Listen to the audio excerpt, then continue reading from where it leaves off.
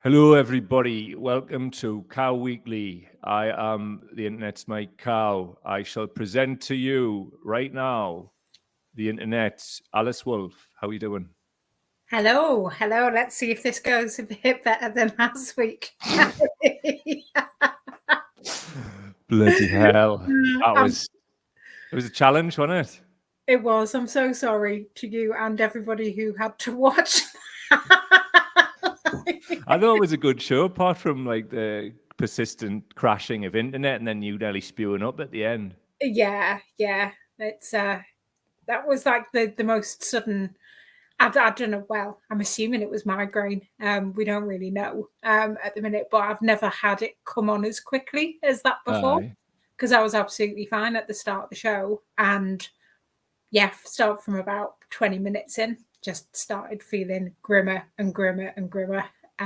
Christ. And pretty much logged off and left you on the show, and then was just lying on the floor wondering if I was going to stay conscious or not. Really? It was really You didn't tell us that bit, geez. it was I didn't know if I was going to have a fit or whatever. It was horrendous. That's grim. Yeah. I mean, I could sort of tell something was up, and then I got a private chat message in the thing. I was like, hold on a minute, that's a first. What's going on? And then I opened it and I went, you all right? No, I'm not. Yeah, me. So how are you all right now? Do you feel that you're I'm getting there. I still really don't know what's wrong. So I've been backwards and forwards to the doctors. I'm going back next week. Hopefully we can try and put our finger on it. I hope so, mate. On what is going on. It was bad. It was I managed to get it was my first face-to-face appointment that I've had in years, for a lot of people. So I went in and I knew because they haven't seen me for a while, it's they always like to get you up on the table, have a look at you and things. I thought, I'm just going to make this go as quickly as possible. Yeah. So rather than fuck around with shoes, I went in my Crocs. She took one look at them and go fuck yourself. You deserve to die if you were going in with. She took one look at them and asked if I was depressed again. And that's why we love the NHS. Fantastic crack, isn't it? Yeah. Tell you what, I'll tell the people what we're doing this week. Hello, everybody. How are you? Nice to see you. So I see the comments are coming in. Let me know you're here in the comments. Also, let me know where you're from as well. Like this is Metro FM in the late 80s, early 90s. Let me know where you're calling in from. Hello, I'm Albert from Benwell. I want to tell you about me allotment, me pigeons. That's very niche for the Northeast gang, and you don't have a fucking clue. But shouts to the Flash and Blade. Just taking a bit in. So anyway, what are we doing? Right. Is Lee Anderson a racist? We'll be doing that at the end of the show. We'll be doing Mad Poppy Crack at the start of the show.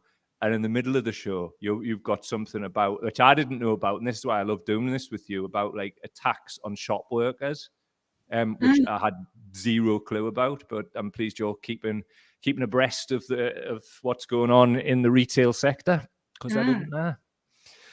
So that'll be canny. Shall we see who's in the comments? Yeah. Who's arrived? Who's here? Jacqueline Hemmings is in. Hello. Joanne's in. Hello, mate. Ali Keefe, Glasgow crew in the house is in. Bob Grady's saying, how are you doing now, Alice? We'll put it up on the screen. Even though the name says Robert, I go by the nickname of Bob. Only get called right. Cool. Bob Grady. How are you doing now? We've done that, haven't we? We've done that one. Cool. Leanne's in as well. She's in the Black Country, Smethwick, up Wolves, if indeed you do, or Wolves or West Brom. I don't know. Right. Same as usual. If you would like to support our work, patreon.com/cowdaily, patreon.com/cowdaily. If you want to make a one-up contribution to our work, PayPal link in the description. Also, please watch this on YouTube. That's youtube.com/cowdaily, and it helps us to monetize the channel. Happy to say we're past through the halfway point yesterday or the day before of 2,000 watch hours, just the 2,000 to go, but it seems to be going up quicker now. So thanks to everybody for subscribing and watching there. Shall we look at some Mad Poppy Crack? Go on then. Yeah, I've got some bangers, like please. bangers. But we'll start as we go on. Me respecting the fallen. Oh, Check wow. out how respectful the Cookie Monster is. The Cookie Monster with Chris Tarrant for the I was audio. going to say, is that Chris Tarrant? Like Chris God. Tarrant, aye. Well, what we've got is like a compendium of classics from over the years of like full-on respect for the people who were murdered in a war. Like they've hired a poppy on the Cookie Monster, man. Jesus Christ. On the motherfucking Cookie Monster. Me As if it respecting the fallen. As if it wasn't weird enough that they made the puppet like appear alongside Chris Tarrant. Like it was, they're also making it wear a poppy. Like, yeah. Who's the biggest toy out of the two, Tarrant or the Cookie Monster? He's a toy. But anyway, that's a starter. But what about Dre? That's at an Asda somewhere in the Midlands this year. For the audio people, what we're saying is, how do you even describe this for the audio listeners, right? We've got a wheelchair. We've got a man made out of poppies and a beret and some kind of purple poppy horse. Oh, it'll be the purple animal poppy. It looks like, do you ever watch Happy? Like the guy who like hallucinates the unicorn thing, that series. I do not know. I kind of looks a bit like Happy with like alongside some sort of like poppy gimp thing. Like poppy gimp. Although I don't know as well, like because like all the little black bit, like because like where the eyes are, like the black bits are the poppies as well, as if it's the pupils, but then the rest of it is poppies as well. So it looks like it's covered in hundreds and hundreds of eyes, like a really biblically accurate angel, like just covered in eyes. It's mad. You're not afraid. Do you think if they stuck javelins in the side of it, like retired veterans, as we call them, would start getting stabbing pains and that? Is it like some mad big ass voodoo doll made out of poppies? Yeah, I really don't know what we're looking at here. Like maybe it may be right. The Raw have made this and they've got loads of javelins, right, that they've just nicked from some sports center, and that's like a more cost-effective way of waging the struggle. Strike aside. But before we go on, though, I want to ask you, right? Like somebody was saying, it was like on the Facebook page earlier, and he was saying like this year he feels like it's not as full on, it's not as like sort of everywhere because like a lot of the far right were bolstered by like what he believes to be like Russian bots and whatever, and now that they're all busy with Ukraine, it's not as like full on like online discourse. Is he right or is he wrong in your opinion? I don't know really. I feel like it's starting to come out in force a bit now, but like I hadn't really seen anything until the last 2 days, but then like it seems to have like just gone from like 0 to 60, and I have seen that when, because it's not about wearing a poppy, is it? Like some people do wear a poppy and that's fine. And I know plenty of people who do, but they manage to not be a complete bellend about it. But it's that whole thing of like, that manufactured outrage of getting really angry with people for other people for not wearing poppies. And I've seen that happening like already with like, kind of various like actors or sports people appearing on television. One of them, I can't remember his name, but he was like an Irish actor. Then he I don't know who he was, but he's the latest one that got rinsed. Is it Mescal or something? Yeah, I'm not sure. I've never heard of him. So the poppy fascists have done him proud because it's enhanced his reputation. I have no idea who he is. Yeah, and it's that kind of, I'm always like astounded by people who don't understand why there might be a lot of Irish people who aren't wearing poppies, and just have got no, I don't know if it's willful ignorance or if it's just that, we do live in a country where we completely wash over what kind of the impact we've actually had in Ireland and what has actually gone down. People have heard of the Troubles, but they don't really know anything beyond that apart from, bombs going off in England and stuff like that. And like they've literally got no idea about Irish history. And I'm like reteaching myself like a lot of that as well, because, when you realise that everything that you were taught in school is absolute bollocks. And, the fungal spore that caused the Irish potato famine is the English. Yeah, for real, man. Yeah, the fungal spore. Are we the baddies? We're the baddies, aren't we? Just on Ireland, like there's a lad who always gets talked at this time of year, footballer called James McLean. So I've got a couple of bits later on. Yes, we'll add that in. But something a bit closer to home, if you're in the northeast, is Sunderland. For the audio people, there's a set of doors on what looks like, is it a bar in Sunderland? That's right. I'm hoping it's a karaoke bar. That's the only thing. If it's not, then I really don't understand what is happening in this picture, because it's so bad. It's so bad. Set of doors, got some poppies on the doors, lest we forget, like all that bad lad shit, and then party in a box, sing along anytime on the doors. So it has to be a karaoke thing. But I feel like that is really respectful. What do you think? It's respectful. Do you know what? I honestly don't know what to say at this one. It's mad respectful, and if you don't respect it, then you cannot go outside and have a look at it first. And maybe I want to go to Sunderland and just see it for myself. And maybe just thinking, do you maybe think, if you were going to put them up, that maybe the flags would have been a bit better placed somewhere else, because that in the drawer. Yeah. It would have been better placed in the fucking drawer. Anyway, this is an interesting, like, sort of manifestation in the arts and crafts sector. Like, Topper's got what are like post boxes? Yeah. Have you seen this madness?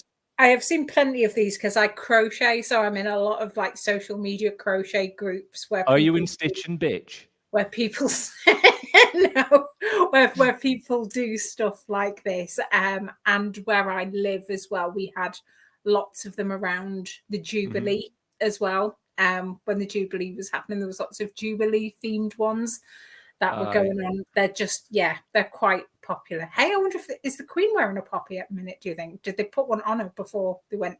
Before they put her in? She's turned into a poppy. That's like she's like the end of level poppy boss now, and like she's consigned to that forever. Well, she better be wearing one, because you know what happens. The poppy police come and get you. If you're not wearing your poppy, she's got no excuse. Dying isn't an excuse. Got this image of Lee Anderson digging her up and screaming in her face, "Where's your poppy duck? Where's your fucking poppy? Where's your poppy, me duck? Death's not an excuse."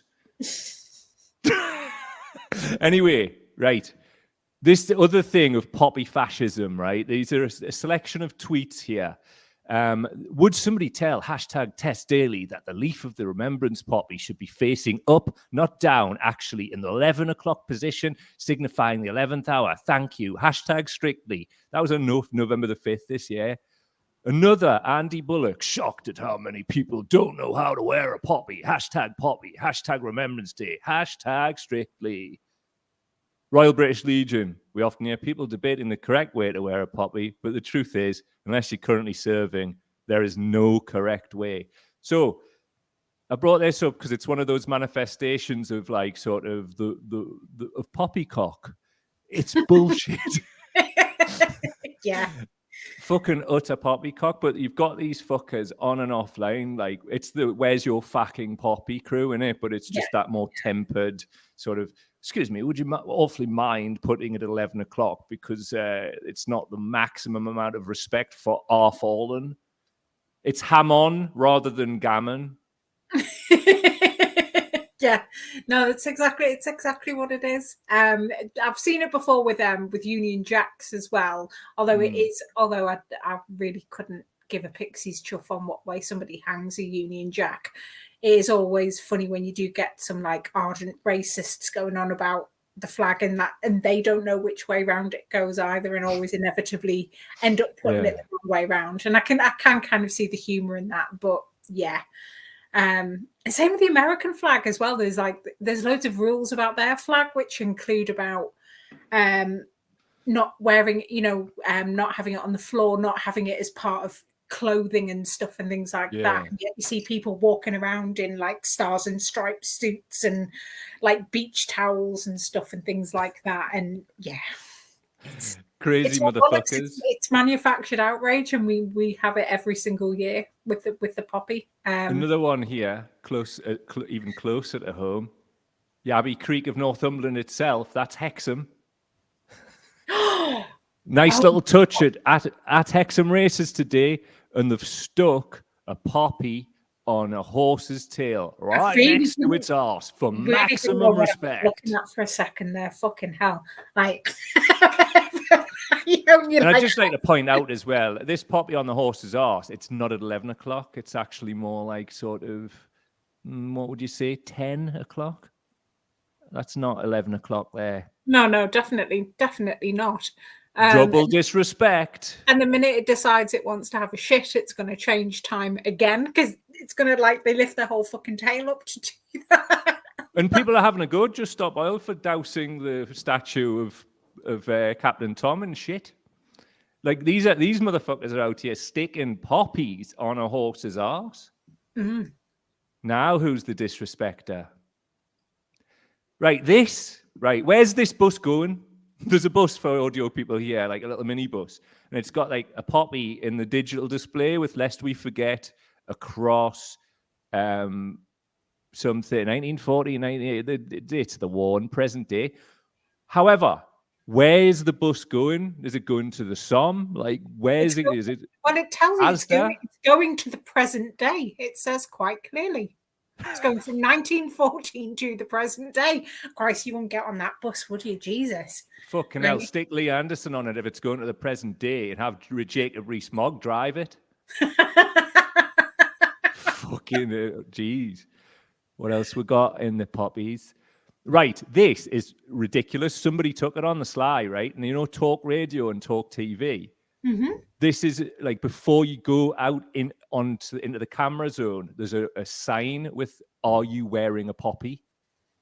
So speak to us, man. Like this performative shit that we're talking about, right?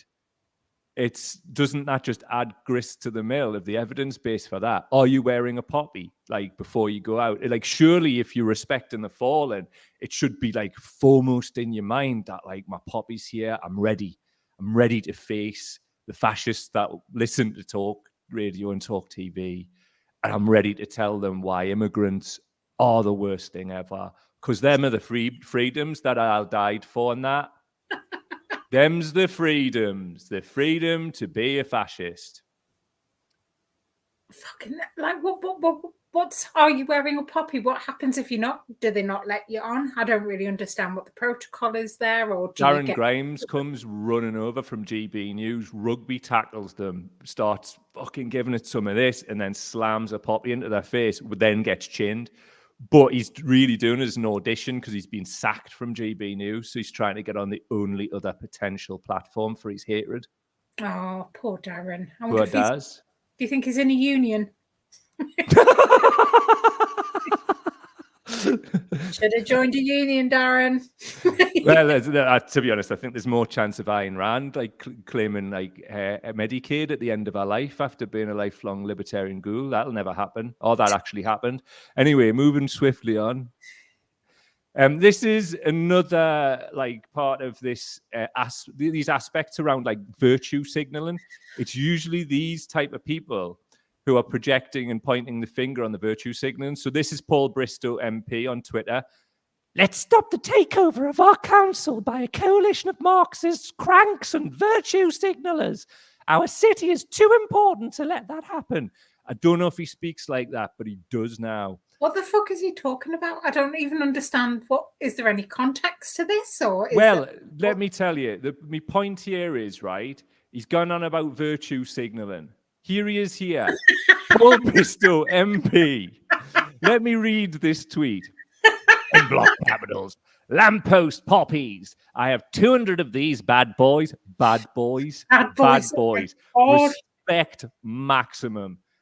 I got 27 of these Captain Tom bongs like a bad boy baseline.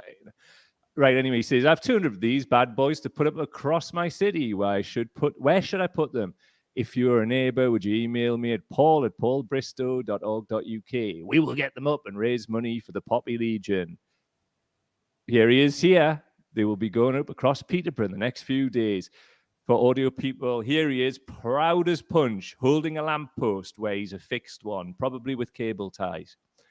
What do you make of this, fool? How is that? You know, because they're always going on about helping veterans and stuff and things like that. Our troops. How is that helping people who've served in the forces who might have things like PTSD and stuff like that? It's not, is it? No. Here's one for you. The British Legion, Help for Heroes and all of that should be abolished. Oh, absolutely. Abolished. Totally agree. Totally. Somebody's going to clip that, aren't they? I haven't even qualified it. Should be abolished because it should come out of a tax money, and all of the people who've went and served should be looked after with world-class healthcare. Same as everybody else in the country, mental and physical, nobody left behind. None of this like hierarchy of who should get what and fucking this, that, and the third. All humans should have access to world-class healthcare in 2022. There you go, job done. Disband the British Legion, disband Help for Heroes. You're not required because our tax money should be paying for that. Mm-hmm. Mm-hmm. And things like, you know, in terms of not the work that Help for Heroes are doing, but some of the, like a contingent of the people who support them with their wristbands and stuff like that, it's the fetishization of the injured soldier and the traumatized soldier as well, and it's not fucking helpful as well. I mean, I've seen people who've served taking the piss out of the whole Poppy Watch thing, like on several occasions, because it's just like it's just pure pantomime. It's pure pantomime, and it is exactly as you just said before, the ultimate definition of virtue signaling. The ultimate, yeah, they're the ones pointing the fingers, like giving it far right talking points like cultural Marxism and all this shit. Mm-hmm. Shut the effing fucking right up, you flippers. Yeah. And we saw exactly the same thing during the pandemic with key workers, which we'll talk again a little bit about later on in the next piece. But it's the same fucking energy that they're coming. Same energy, mate. Yeah. Well, anyway, the candles are barely out on the fucking Halloween. It should be turnips, but there are pumpkins. We are America now. But holidays are coming. Holidays are coming. Tis the season for respecting the fallen. Also, they Coca-Cola putting heroin in the soda now instead of the cocaine. Somebody's done up for audio people. Somebody's done up a truck, right? Full on Arctic with your classic poppy and army type dudes on the site. And lest we forget is in the Coca-Cola writing. And somebody called Susan Cool on Twitter has captioned, never mind the Coca-Cola truck, let's send this truck around the country. Why? Like, to what end, Susan? Why we're sending it around the country? Yeah. Why are they sending a fucking Coca-Cola truck around the country at Christmas as well? I didn't know about that, but...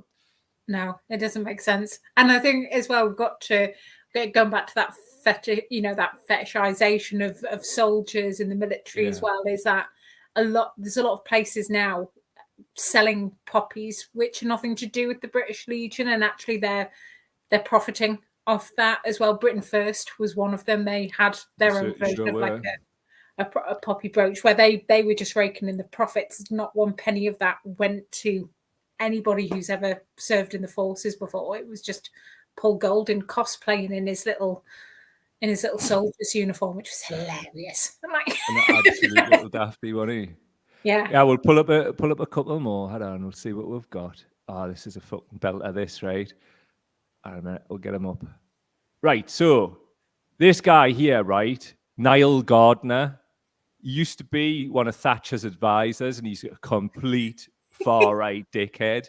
Right. He's like striking how many of the sad lefties on Twitter attacking the wearing of poppies are also ardent supporters of the EU or shameless backers of the IRA. Poppy Watch has replied to him. There's the picture of him next to Boris Johnson with no poppy on. Did your poppy fall off? Body bagged. This is who he is. Yeah, he likes a flag. Niall Gardner, at Niall Gardner on Twitter, foreign policy analyst, former aide to Margaret Thatcher. Aye, knee poppy though, pal. You virtue signaler. I love that. Views expressed on my own. No, they're not. They're fucking Enoch Powell's. Fucking eunuch Powell, more like. Anyway, at Niall Gardner, he said, a disgrace. James McLean again refuses to wear Remembrance Day poppy on his West Brom shirt. Well, thanks for the tee up and the seamless link, Niall, for being a 24/7 ghoul. So anyway, this is from, and I took this article from when James McLean played for Wigan the first time around, which was, I think this is 2004. Right. Belfast Telegraph, Wigan player James McLean explains why he will not wear a poppy. This is how long it's been going on, by the way, right? So what he says is, in it he said he has complete respect for those who fought and died in both world wars. He said, but the poppy is used to remember victims of other conflicts since 1945, and this is where the problem starts for me, says McLean. For people from the north of Ireland, such as myself, and specifically those in Derry, scene of the 1972 Bloody Sunday Massacre, the poppy has come to mean something very different. Please understand, Mr. Whelan, that when you come from Cregan like myself, or the Bogside, Brandywell, or the majority of places in Derry, every person still lives in the shadow of one of the darkest days in history, even if, like me, you were born nearly 20 years after the event. It goes on. It is just a part of who we are, ingrained into us from birth. For me to wear a poppy would be as much a gesture of disrespect for the innocent people who lost their lives in the Troubles, and Bloody Sunday especially, as I have in the past been accused of disrespecting the victims of World War I and World War II. It would be seen as an act of disrespect to those people, to my people. He also said he was not a warmonger or anti-British or terrorist, or any of the accusations leveled at him in the past. So, what are your thoughts on that? As somebody who doesn't watch football, probably doesn't really know who he is. I thought it was really articulate and really concise, and I think that's exactly, you've got to understand that is, although he was, he's saying he was born sort of 20 years after the event, it is very, very much in living memory. Exactly. For people in Ireland, people remember growing up with soldiers on the streets and stuff, and running, and all of the stuff that went with that, and the the violence and all of it. So you can't turn around and say that you would wear one in those circumstances. They absolutely wouldn't at all. Like, there's not at all they would wear one. So I think you've got to understand why people don't. In much the same way as we understand that some people do wear one, not because they're, a complete right-wing arsehole. It's, because they've got, they've had somebody, they've loved who served or something, or, it's completely respect that, man. Like, if that's what people want to do, there's different people. My parents wear them. You know what I mean? That's entirely their call. I respect that. I understand why they do it. But what we're not talking about those people. Mm-hmm. What we're talking about are poppy fascists who can get in the fucking sea. Yeah. Simple as that. So, like, on this section, we'll have the last word for your man, Harry Patch. For those who don't know, Harry Patch was the last surviving Tommy who fought in the First World War. A quote here: "The best memorial for the likes of me would be to look after the soldiers who are still fighting for their country now, and equally importantly, their families." Fully agree. He also said, "War is organized murder and nothing else." Harry Patch, last surviving soldier of World War I. I think that's a good place to end that particular one. Oh, yes. Oh, yes. Yeah. Big up Harry Patch, R.I.P. him and everybody who died fighting in those wars. Simple as that. It was organized murder. Apparently, you're not allowed to be anti-war anymore because that's not allowed. You do Putin's talking points for him or something. But fuck war everywhere at all times. There's other ways we can fucking settle our differences other than blowing the shit out of each other. So rich people get richer by selling arms, because that ultimately is what a lot of this boils down to. Yeah, it's anti-human. But anyway, let's take some comments. It's quite a lot, so we'll try and get as many as we can. Leanne is saying, if StreamYard would stop being a dick. I remember the fallout from when he played for my team, West Brom. Firstly, apologies for calling you a Wolves fan earlier. I took a 50% chance and I got it wrong. Up the baggies. My favourite away day was when we got Gateshead got beat 7-0 by West Brom, and we sang Superheat Army for 45 minutes, like non-stop in the second half as the goals rained in. Really great day out. Jacqueline Hemmons, he shouldn't have to explain himself. No one should. Wearing a poppy should be a matter of choice. Indeed. Yeah. One more. B62 Boom 1 is saying, wearing a poppy is a mark of respect for the people who died during conflict while the government abandoned them. When they're injured beyond military usefulness is like clapping for nurses. True bloody story, my friend. Indeed. Next, we shall go to shop attacks. I'll play the video.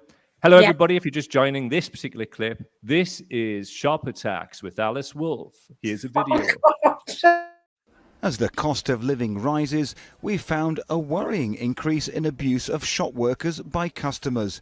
Retail staff have become a convenient but totally unfair target. This worker was physically attacked. Fearing reprisals, he spoke to me anonymously.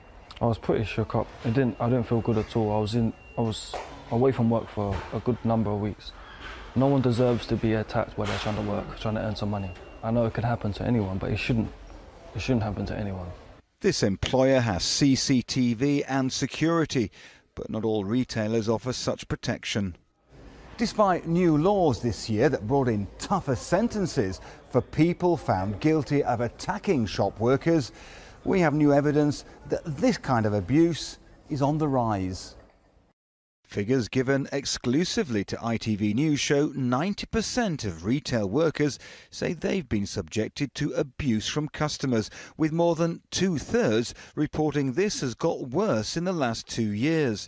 In a survey of more than 2,000 shoppers, 62% said they felt frustrated by rising prices, and of these, 71% admitted to raising their voice or losing their temper with staff. This expert has research showing almost 1/3 of customer service staff say abuse from customers has become more aggressive in the last 6 months.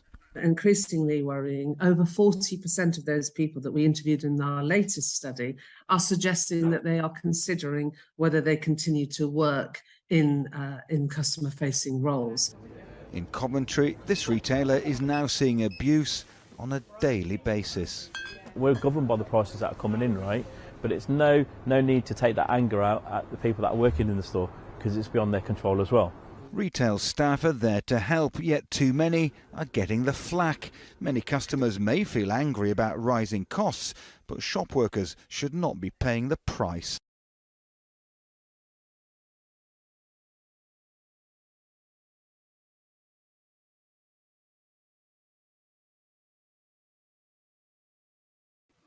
We're back. We're back. That's you and your shonky videos you sent us. You shonk machine, not snipping the end of it off. It was my fault, actually. I should have tested it, but I did tell you about the absolute hellmare that I'd had. Yeah, I thought I had chopped that off, but clearly not. Oh, they all crashed, and I had to redo everything like within the space of 35 minutes before it came on. It was a challenge, but anyway, moving swiftly on.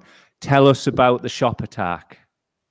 Well, this was something that was on the BBC.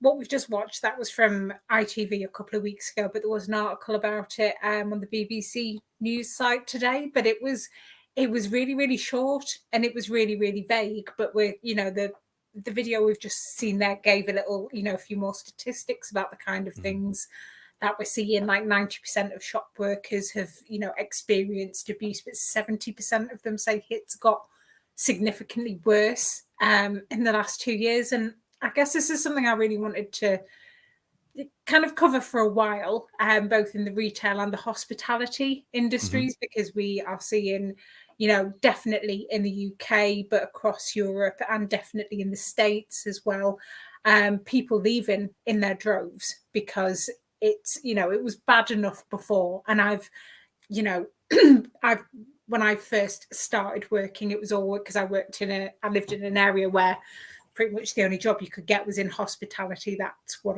I did for like the first like 7 years of my working life. Wow. And I would never, like, people say what I do now. People say, oh, you know, your job's so hard. Like, I couldn't do that. And it's like, no, I couldn't do that again. Like, now I do get people who are sometimes aggressive with me, but it's usually because, you know, they're upset or, you know, things. And you can talk to them and you can be real with them and you can, you know, you can sit with them with that. And when you're in retail or when you're in hospitality, it's that, you know, we still have that customer is always right mentality where people just have to sit there and take it and pacify them, and that is what I cannot do. And it was bad enough when I was working in that, in like sort of from the mid 90s till like early 2000s. It was bad then, and I just can't imagine what it must be like now.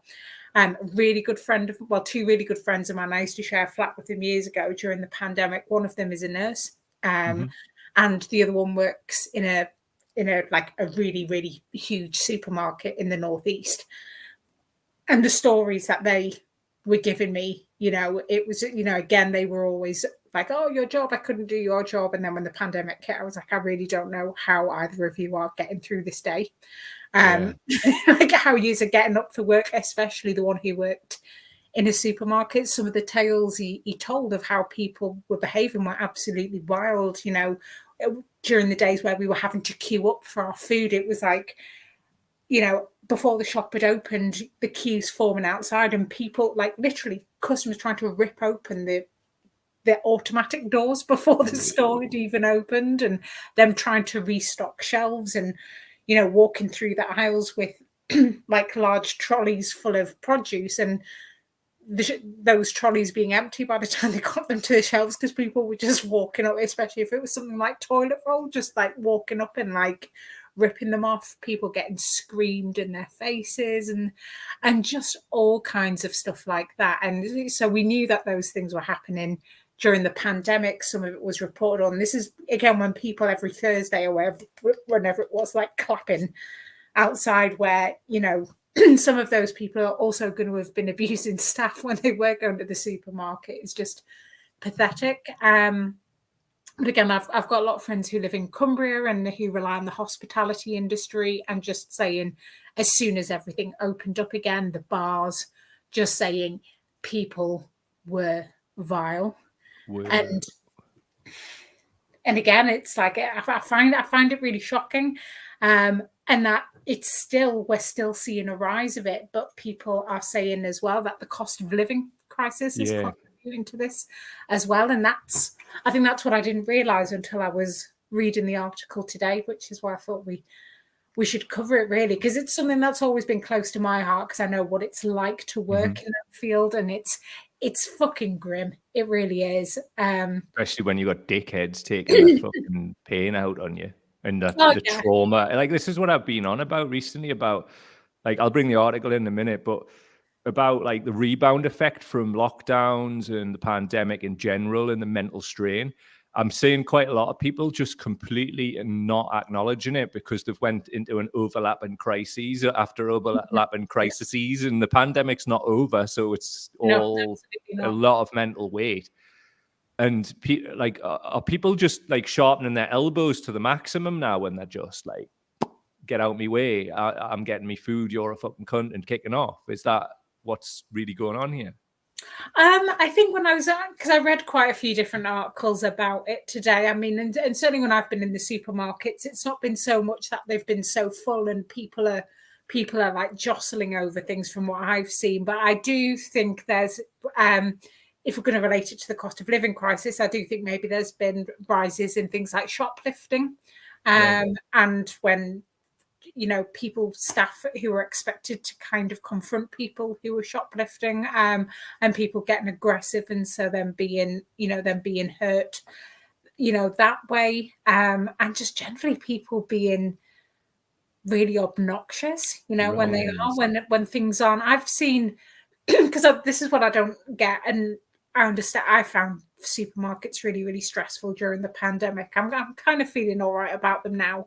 But I know what it was like to be in a supermarket and feeling really stressed. Yeah, definitely. We all did, man. And it was never with staff. It was normally if people were kind of really kind of getting in my face and stuff and things like that. It was just people just not kind of respecting distances. But even then, I never kicked off with anybody. It would just be like I would have a little grumble about it later.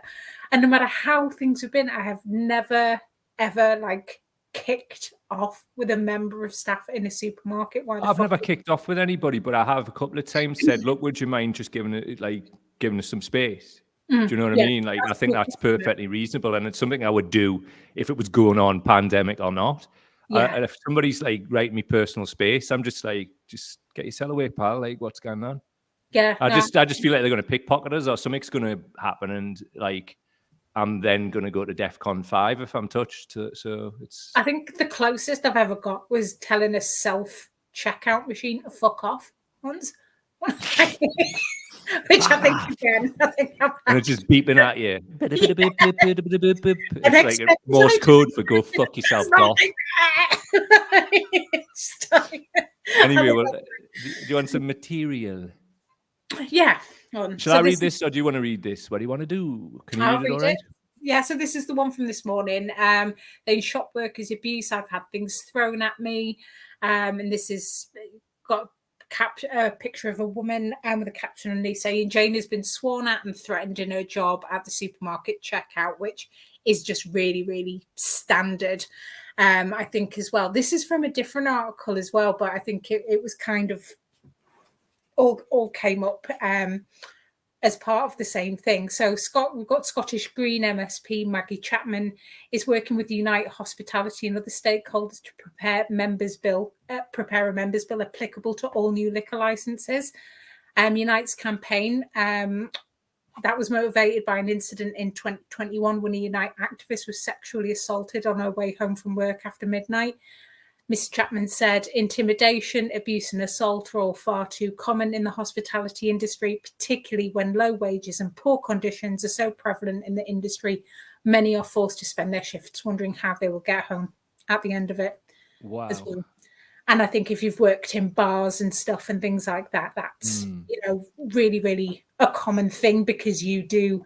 Certainly, I remember being 17 and being groped by a customer and telling my boss about it. But because my boss played golf with him at the local golf club, I was just expected to take it. So it was just like a 40-year-old guy, like basically groped the arse of a 17-year-old girl while she's trying to do the fucking silver service. And yeah, it's all you just meant to kind of fairway fiddler. Bad crack, isn't it? Yeah. Like, this is the thing. It's all like, just brushed under the carpet, and it's all like, ha ha ha ha ha. Mm-hmm. Yeah. Was that the energy? Like that kind of. Oh, I've seen it loads of times. Obviously, as a bloke, I walk amongst these people. Yeah, absolutely. And and this is in the late 90s, and if you speak to people now who was, and I do speak to people now who are working in bars and stuff like that, a lot hasn't changed. That is still going on. Absolutely mental. They're still behaving in this way. Yeah, for sure. Indeed.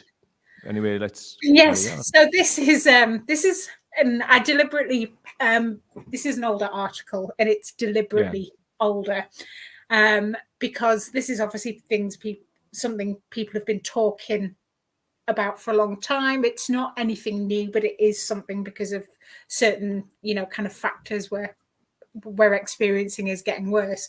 So people have been trying to do something about this for a really, really long time. So this is prior to the publication of the USDOR survey results. A petition was launched to protect shop workers, which was debated in Parliament in September 2020 with a crushing response. The government is not persuaded that a specific offence is needed, as a wide range of offences already exist which cover assaults against any worker, including shop workers. So this is when they wanted that to be a specific offence and to raise penalties. Then we have more recently. Yes. They've changed their tune. From today, as part of the Police Crime Sentencing and Courts Act, common assault against anyone working in a retail environment will be classed as an aggravated offence, which carries tougher penalties. What So- was that about then? What was the change? Well, we've talked about the Police Crime Sentencing and Courts Act on here before, and basically Sure have. how grim it is and how dodgy it is. And one of the questions we always ask is, why would, how do these things even get through when they are such like massive attacks on human rights? And like a bill is a massive thing. It's not just one tiny piece of legislation. It incorporates loads and loads of things. And the way they get away with it is by piggybacking other things that they know the general public are going to really support on there, such as, let's get tougher sentences on people who attack shop workers. Let's get tougher sentences on people who attack paramedics and nurses and stuff when they're at work. And everyone goes, yes, that's great. We really need it. We will give this bill this full support. They were trying to put a few new kind of things to protect victims of domestic violence victims on the back of the Police Crime Sentencing and Courts Bill, despite the fact because of the more powers it gives to the police, there is potential to give the green light for more women to be abused by police officers. And it's the tale as old as time. It's just like, yes, let's piggyback all these things on. And then when we talk about it in the news, they're the things we're going to focus on. And everybody will go, oh, yeah, this bill, it's really great. And it's not like sinister as fuck. Or they did exactly the same thing with the Criminal Justice Bill in 1994.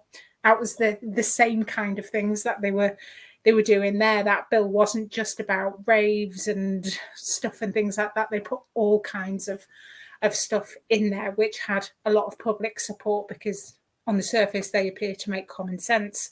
But the point is that actually we have always had these laws to protect. It's just, they've not been used. And really, can you really legislate for that kind of thing? Really, anyway, is it not more a societal thing where we need to start fucking treating each other better? And where people need to be better protected at work by their employers as well. For when these things happen, so that they don't have to just take it with a shrug and a smile and stuff. If somebody is getting aggressive with them, there's something in place to actually help them. For real. Yeah. Because just saying, we're going to give tougher sentences, and then not really implementing that because the bill in question was really about something else, isn't going to do anybody any good. You can't legislate common decency. Well, you can't, can you? I tell you what we could do. Obviously that's that end of it. I wonder what something like a universal basic income would do in terms of the crime figures. A lot less people are going to shoplift, ergo, there's going to be a lot less attacks. Also, a lot of this stress is coming from money issues, overlapping crises again. So let's fucking push these things forward, innit? But obviously, Britain now is a fascist hellhole, so I just really don't see where that could come from. It's just going to be more punitive shit and then throwing people in a prison system which is broken and increasingly more privatized, where people are being banged up 23 hours a day left and bloody right. The mental health problems in jail, I would say, are this like horrible negative feedback loop where people are shut out from the latest sentence full of rage and mental health issues because during the pandemic, like the lockdowns and the pandemic and everything, they were on bang up for 23 hours a day in most prisons. Yeah. A lot of it's down to the fact that it was an excuse because they don't have enough screws. The private companies are not getting the screws in, or they're getting just young people in on shit wages who are just getting abused by the cons. So it's like prisons are hellholes now, man. No, I mean, they're always bad, but seriously, the shit I'm hearing. No, I've heard some horror stories recently. And then just pour a bucket of spice over the wing. Yeah, and particularly I've been speaking to people who were, who were doing time during that specific period you've just mentioned, who were locked up for 23 hours a day, and it just terrifying, really. And then coming out to a world which looks radically different about, people saying they're coming out and not knowing that you had to queue to get in the supermarket now and not really understanding what was going on and stuff like that. Honestly, hideous, absolutely hideous. Hideous, mate, and respect for you for bringing this up. It's not something I would have thought about, and this is why I like doing it with you. You bring us back down to the earth, and I'm like, shit, that's happening, eh? I mean, again, there's so many different things on a societal level, certainly from a political standpoint, that given that they're lawmakers, that things could change. But they always seem to go for the punitive stuff, and Labour's going to be no different. Worse, in fact, they're trying to out-cunt the Tories. So, love to give some hope on this one, but sadly, there's none to be had. Well, I mean, I think there's things people, can do, and it's about when we talk about unionising. That isn't just about paying your dues to a union and then just forgetting about it. It's about actually organising your workplaces to make sure that there are protections in place. And I would really encourage anyone to do that. And there's lots of work by a few different unions who are trying to do that specifically in the hospitality industry as well, and retail, because they recognise that they've kind of been left behind a lot, and and often struggle getting access to help from unions as well. But it's about being involved in it yourself as well, rather than just like, here's my money. It's about all kind of clubbing together and looking after each other, and kind of challenging bosses who might be expecting people who are being paid the most appalling wages to challenge shoplifters when they shouldn't be doing that. They shouldn't have to be doing workers challenging. That's bad, and it's not great. No. But I mean, I just clarity. I meant hope on a political level. I didn't mean hope in general. I mean, fuck's sake, there's so much hope from people. But like the politicians, there's none from them. There's none coming from any aspect of the Labour Party. Oh God, absolutely not. No. The Tories be Tory, and we know this. It's why we don't talk about them as much. But like Labour, I mean, there's just so much. But I don't think we've got time for that because we really do need to be talking about your man Anderson. Come on, then. Let's tell me about Lee Anderson. Draw hands around the earth. Drawing down protection before we invoke a ghoul. So, yes, everybody draw a chalk circle around yourself and sit in it. We're about to bring forth one of hell's greatest demons. That's Lee Anderson, MP for Ashfield in Nottinghamshire. This guy. Look at this guy. So what we're asking is Lee Anderson MP a racist? So let's play this little clip and then we'll come back. Got Albanian criminals leaving Albania, which is a safe country. The same criminals are then setting up shop in France.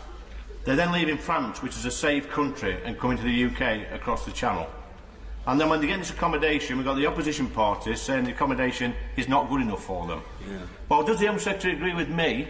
If the accommodation is not good enough for them, they can get on a dinghy and go straight back to France. Yeah. Take a break. Well, my honourable friend's right. The average cost per night is £150 per person per night in a hotel. By my standards, that's quite a nice hotel, I'm afraid. And therefore, I think any complaints that the accommodation isn't good enough is frankly absolutely indulgent and ungrateful. Before we crack on, they've got Braverman done up like a poppy again. They really have. Man, they really have, yeah. I've not Anderson. Really noticing that since you pointed it out last week, actually. Seriously, it's all really stage managed, the whole thing. Even Boris Johnson's scruffiness, all of it. Yeah. So anyway, what do you think about that? Lee Anderson send them back, basically, is what he's saying. Yeah, that's exactly what he was saying. There were several cheers for that going on in what was not even that full a room. So there was definitely, support for it as well. Probably not least from Suella Braverman herself as well. But again, it's just repeating. I mean, we said this last week with Suella Braverman, and the things she was saying, it was like it might as well have just been read out from the front of a National Front leaflet from the 70s and 80s. And if you were around then, that was the kind of stuff that it used to say, repeating the same fucking lies all the time. Same shit. I'm going to introduce a cast of characters to you, and Lee Anderson's mates. Okay. So here he is here. This is from somebody called John Fast Was. I'm introducing the Skegby Scooter Club. There's Anderson, like the devilish ghoul he is in the background behind this guy who is wearing a Proud Boys polo shirt. Oh, well, that's anybody can have them, man. I've got mates who've had them before the Proud Boys, whatever. For sure. And so this is from leeanderson.org.uk. This is his blog. I'm not sure if he knows how to upload to it, but he's sure he's got staff. Picture of the Skegby Scooter Club, right? Community rallies round for desperate pensioner. Here's the Skegby Scooter Club there, and there's his pal.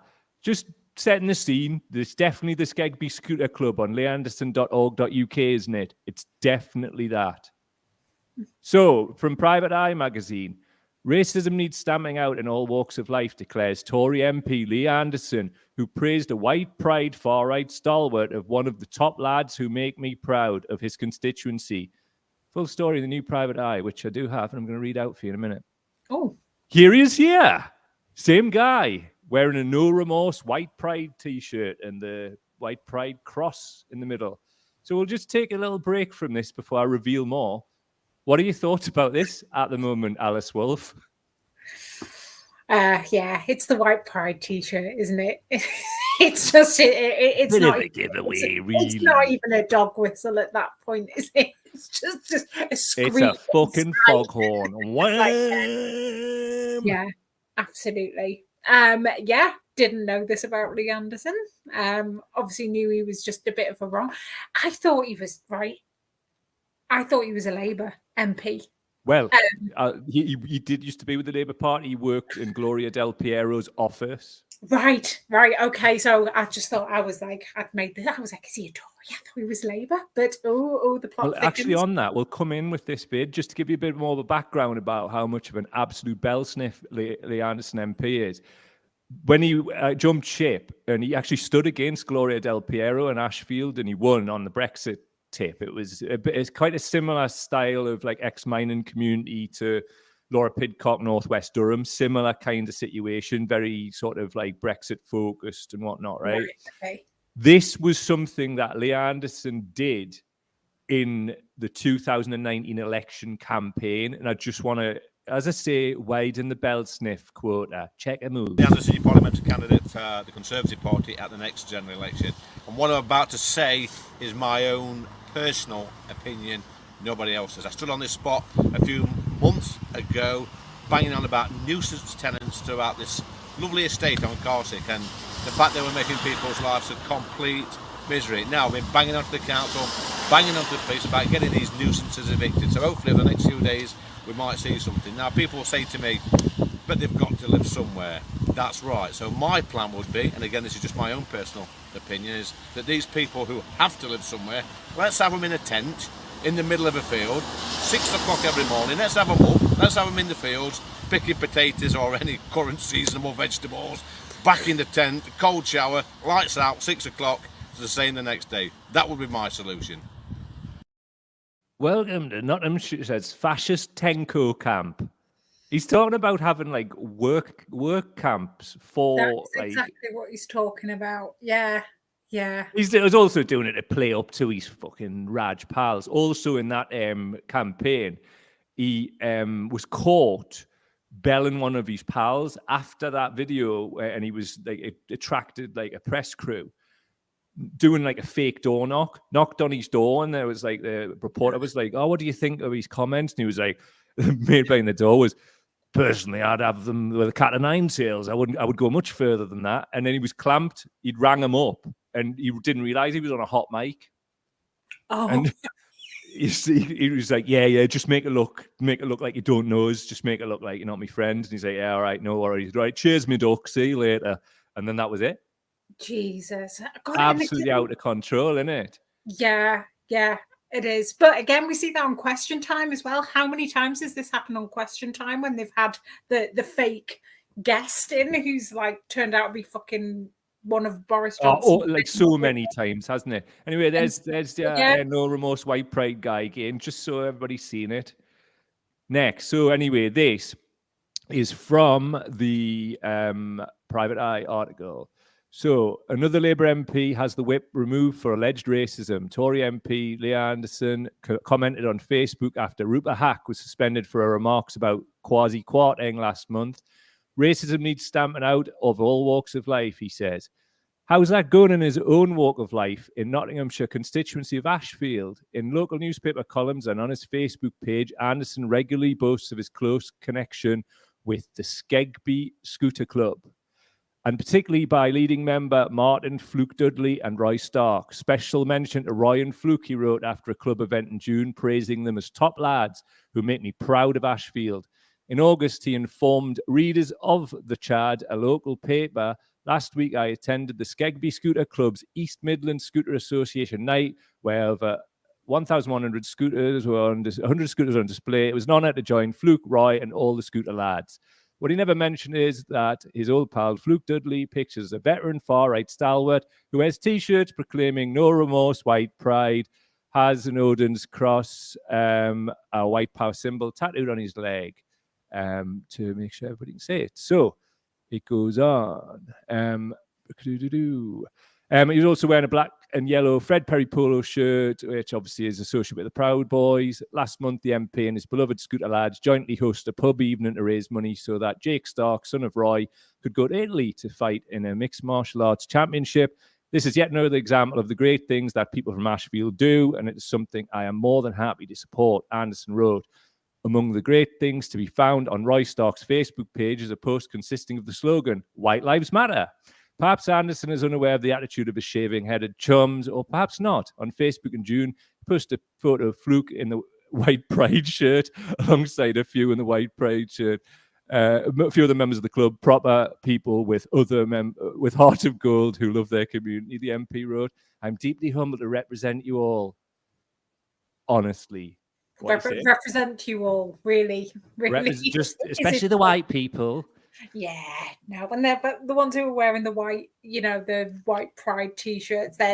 It's not long before go. Oh, I just think we're full and we shouldn't be taking as many. And quickly, literally, 2 pints later, devolves into eugenics. Particularly when it comes to race mixing as well. They usually particularly despise that, which I was. Somebody's got the Ouija board out in the back room trying to call in Goebbels. What should we say next time on GB News? Yeah. Just for the record, I've got like all of the stuff. I broke down the Private Eye article and I found all the material just to prove it. So Skegby Scooter Club and Leah Anderson MP. This is a fly, has a picture of him and he's what looks like an All Saints jumper there. Charity fundraiser at the Rifle Volunteer, which is obviously a pub. There you go. Evidence.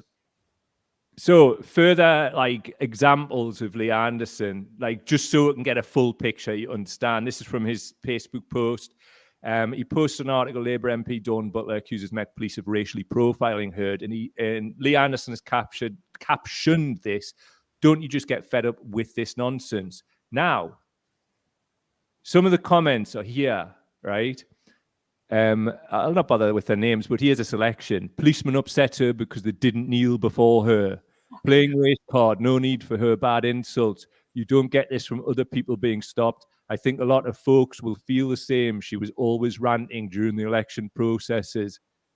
Yes, Leah, I'm fed up with it. All this BLM and racist stuff would completely disappear if only the black people would shut up about it. People believe that if black people shut up about racism, it just goes away. Yeah, no, they do. And dance all over again, isn't it? Just be over there, dance for her, and just say nothing. Fuck that. Who the hell do these people think they are, man? So anyway, the point of bringing all this stuff up is this, right? Here's another comment that I thought I'd highlight. Jackson AP, he's obviously got a poppy in his profile picture. In the good old British Empire, she would be taken outside and shot. Pity we can't do that today. I can think of several people we could all do without. So Jackson AP on an MP's Facebook page is asking for another MP, or saying another MP should be taken outside and shot, just like the fucking good old days. That's a completely normal thing to say, isn't it? Having a right normal one there, isn't he? Fucking hell. So there's more fucking race card, this race card, that. But Mel Holland it's because the Jewish Labour members, mainly in London, don't want to be equal. They want control, and you know what they can have it. A clear anti-Semitic comment, wouldn't you say? Yes, very, No, very you would think, like, we've got public pages and whatever. Like, this is like, it's just some blow in. But no, shout to Alex Tiffin at Respect is Vital on Twitter, a good journalist. He's saying, for context, not just anyone can friend Lee Anderson MP on Facebook. He has to send a request himself. It's just because of these security controls. Therefore, he sent requests to the very people now being racist and has said nothing after 24 hours of racism and abuse, despite being on Facebook since. Alex Tiffin himself did this work and pulled this all together, so full credit to him. So that is interesting, isn't it? And the reason that I wanted to expand this is I wanted to make sure we had our ducks in a row, because obviously, as we've seen, he's knocking about with this scooter club. And like, look, is it a rogue member within the scooter club? It sounds to me like, and he's quoted, and I've got the quotes that the Private Eye have found. He's quoted as like, they're his pals, they're this, they're the salt of the earth. Yeah. So he's not wriggling out of this one, is he? Fuck. But who'll hold him accountable?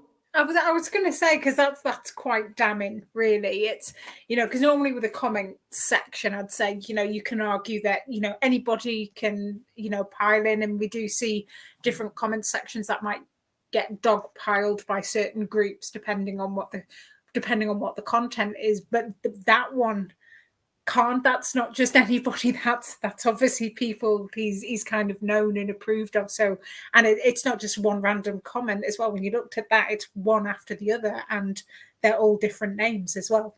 Yeah. Quite. I've expanded it slightly on from Private Eye and Alex's work, right? And I've found something in the Jewish Chronicle. And the reason I'm pulling this up is Lee Anderson has no excuses, and here's why. So, 2 Conservative MPs received training on anti-Semitism. Exclusive, the MPs Sally Ann Hart and Lee Anderson confirmed they've attended sessions to give them a greater understanding of what constitutes anti-Jewish racism. And that's by Lee Hartman, who should, of course, be the Journalist of the Year because he's really good at journalism. It says, Mr. Anderson was an active member of Ashfield Backs Boris, a Facebook group where Soros conspiracy theories have been promoted and which includes supporters of the far-right activist Tommy Robinson and also people who really don't like Jewish people, it appears. He told the Jewish Chronicle, I apologize for being a member of the group that allegedly posted offensive remarks. I never saw any anti-Semitic comments and no one has ever provided any proof. However, I left the group once the allegations were made. After no evidence was provided to substantiate the claims made against me, the Conservative Party investigations concluded. I'm extremely happy with the robust way in which the Conservative Party handled the investigation, which highlighted to me they will not tolerate any forms of prejudice or discrimination. It goes on. Following the conclusion of the investigation, I asked for myself and staff members to voluntarily attend training, as I think it is imperative that we all take part in regular training to ensure we are fully aware of discrimination and prejudices that have no place in our society.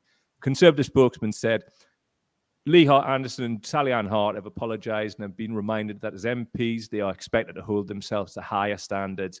Mr. Anderson and Ms. Hart have also both undertaken training. Dear God. So I've put that up because obviously, like, if he's confronted with this stuff, right? Like, journalists should be putting this out there, right? Because here's why.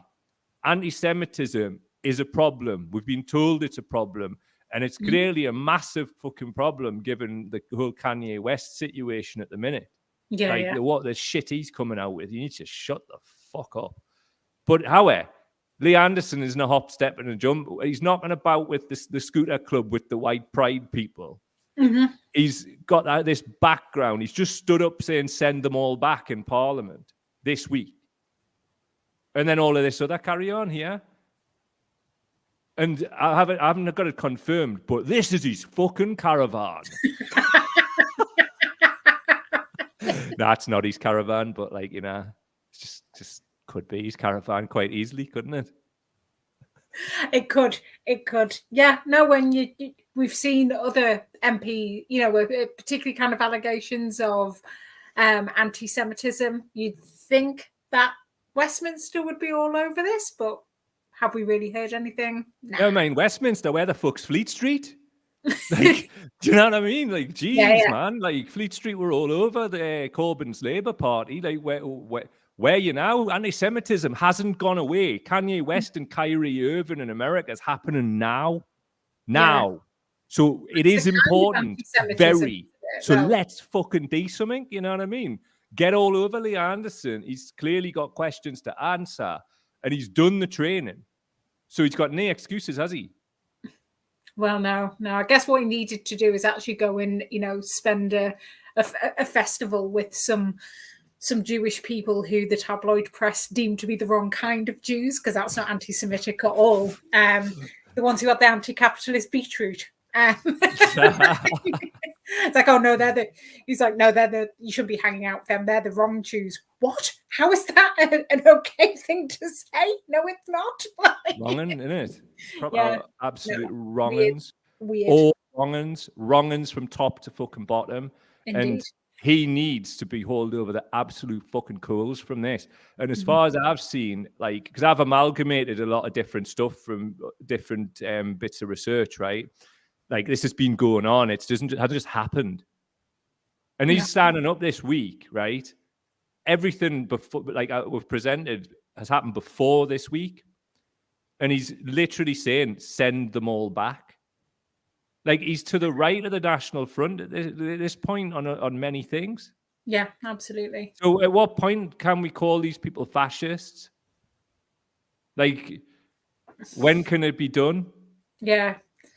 Well, that's the thing. The problem we've got, if you just give us 2 minutes, the fucking problem is you've got the Bannons and all of these fucking international ghoul crew, right?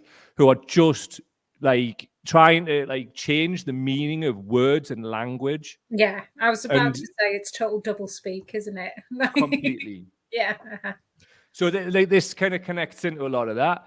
I'm fully, and I was asked this in 2015. Do I think all of this is fascism or something else? And I think it is fascism, but it's like neo-fascism.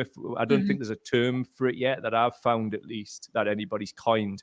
We need a new one because there's an unholy alliance of a hell of a lot of fucking people here, and they're married together by ideology. No. It's kind of like the best way I can describe it is like a sort of transnational nationalism. So they have it's an affinity on an international level, but it's like very much nationalistic talk within those nations, but like this big affinity group around the globe sort of thing.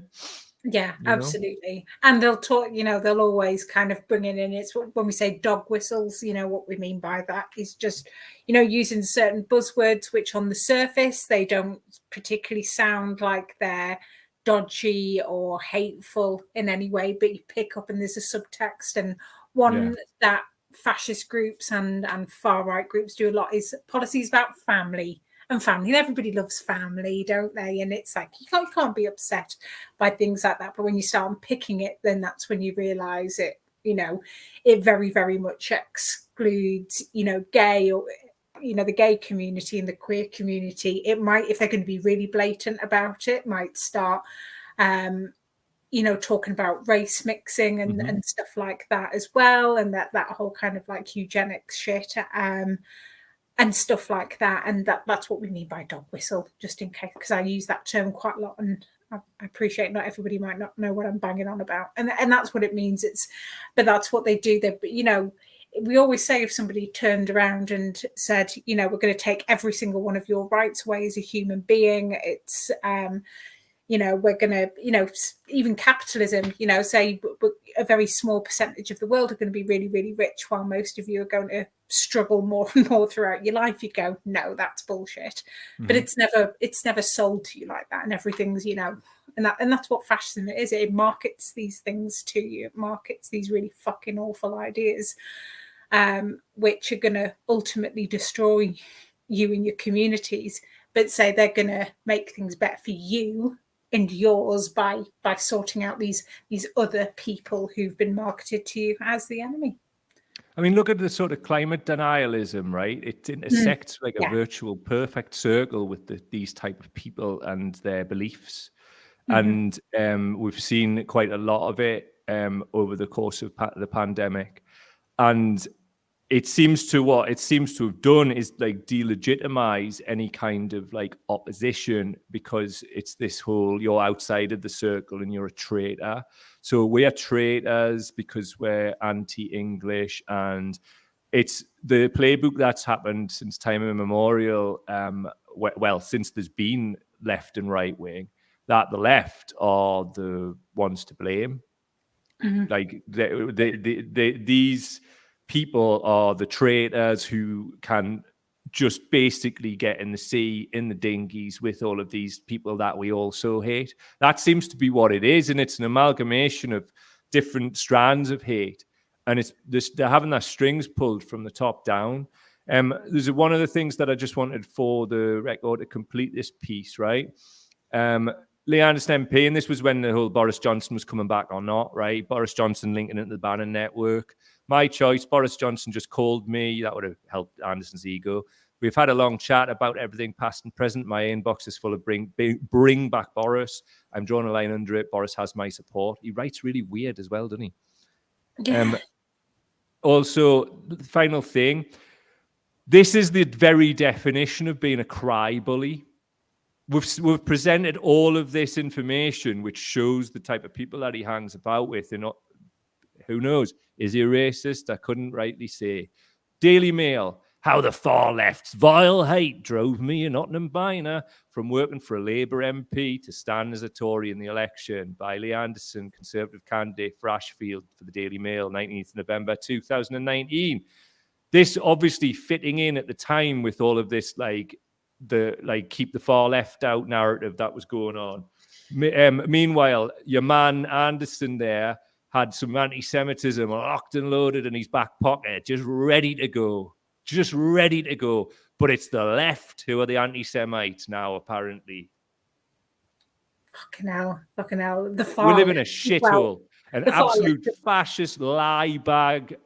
Like, Bannon's whole crack is to throw enough shit into the fucking mix where people are just flooded with it and there's just nothing they can do. And if this isn't like this an aspect of the dystopia, I don't know what is. Like, people celebrate this fuckwit. Now people, you can. I've watched so many politicians as well that would just completely do a U-turn on something and outwardly turn around on camera and talk about as if that's a viewpoint that they've always had. I remember Matt Hancock doing with it about Brexit. Going on about how he's always supported Brexit and he was always better. And I was like, no, you weren't. I remember you being on the TV talking about how we should remain in the European Union. That's total bullshit. And obviously that's not even nearly as extreme as what Lee Anderson's kind of been saying. But it's the same thing. It's like they get caught saying something and then they turn around and go, oh, no, I don't. No, I never said that. I've always believed this. And the more they repeat it, people just take it as gospel and they don't even challenge it anymore. They do, because not everybody's got the time to keep up with this stuff and they can't be expected to remember what he's done. And that's where we come in. Because basically, we need more of this, not just us, but more independent media, or just hopefully we'll just become the media over time, because I'm not seeing journalism in the mainstream media. I haven't for a long time. You get the odd pockets of it. I mean, there's plenty of this anti-Tory stuff in the Guardian now. It's safe for them to do that because let's have it right. They absolutely were instrumental in there not being a Corbyn government. Yeah, very much so. So they're all back to another indication of this. Emily Maitlis, ex Newsnight, whatever she's on now. She quote tweeted a picture of Macron and Rishi Sunak in their sharp suits, looking all rich and shit. And she seriously, it was cringe. And she quote tweeted it just feeling a bit emotional. It's all got a bit back to normal or something. And it's I for fucking who? Like, it's all just vibes with them. You know what I mean? Once again, more vibes. Oh, it's just good vibes. Look at them in their nice suits and that. Macron, like centrist women secretly fancy the arse off Macron, or sometimes not even secretly. Yeah.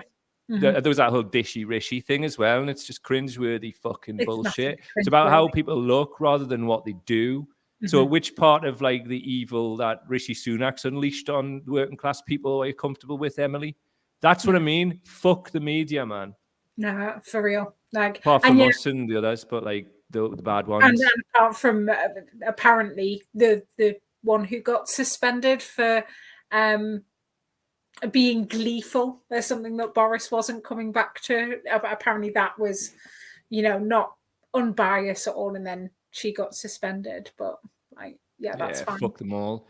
Listen, we've managed to get through a hell of a lot here, and would like to get some comments before the end because there's loads. And thanks everybody for all the engagement. And we would have had you in more, but so much we wanted to cover.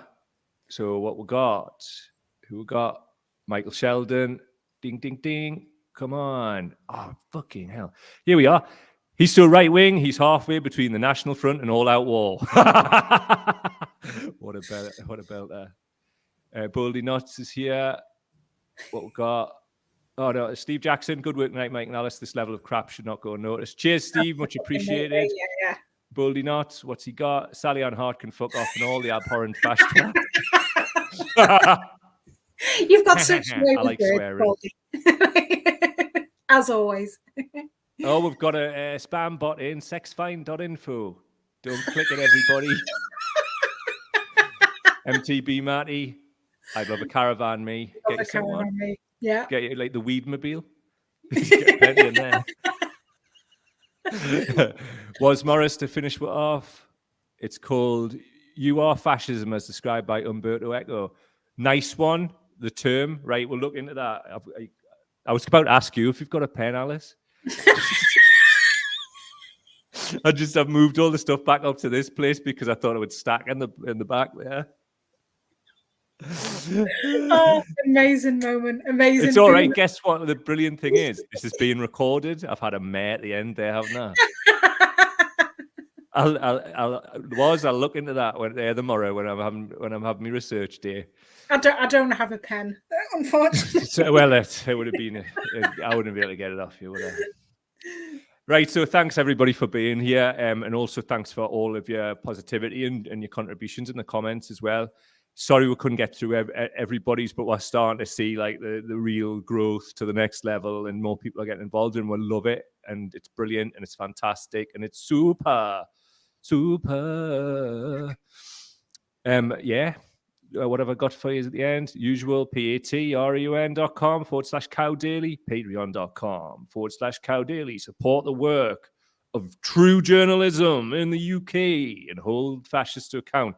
Also, please share these things. I'm going to snip them up over the next couple of days, and we've designed them to be like smaller things as well. We're going to have thumbnails for them. Please share them and put it under people's faces. I'm loving the fact that people on Twitter, and I've seen it, they're tagging in it, and they're like if somebody's like the West Street and NHS one that was done the other week, people are like tagging people in who are like, yeah, the Tories are going to kill the NHS, support Labour, and they're like, have you seen this? Really love that, and thanks for doing that, and that's why we're making these definitely. As well. Like, let people know that you can't trust them.